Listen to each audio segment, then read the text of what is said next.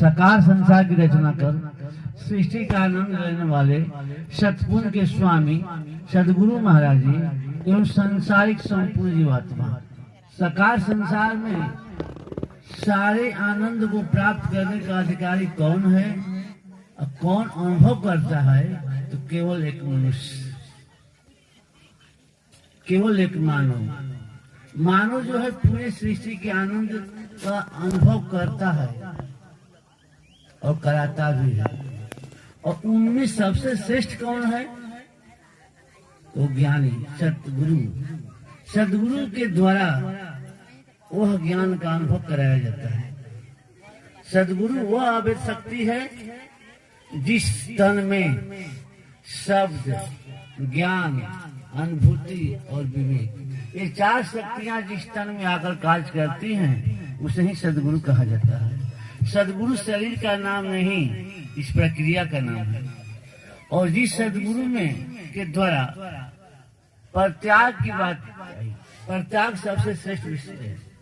परित्याग के द्वारा ही सब कुछ प्राप्त किया जा सकता है।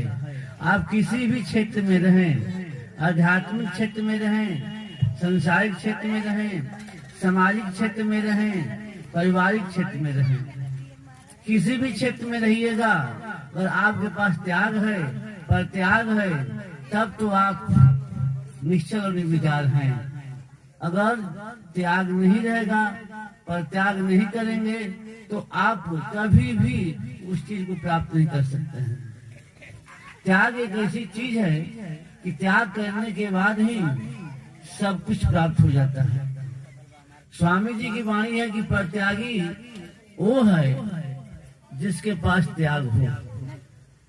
बिना त्याग का कुछ प्राप्त किया ही नहीं जा सकता है। अगर आप जो कुछ भी पाना चाहते हैं तो त्याग करना ही पड़ेगा।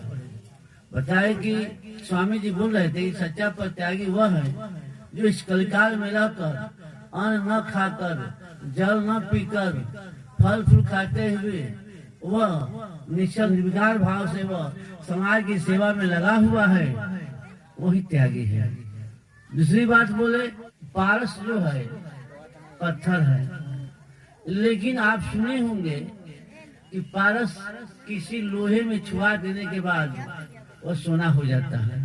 तो यह कोई बड़ी बात है नहीं, यह तो मामूली बात है। स्वामी जी कह रहे थे कि पारस से भी विशेष बड़ा कौन है? ज्ञानी तो संत है, जो अपनी छत्र छाया में चलाकर अपना संदेश, उपदेश और ज्ञान देकर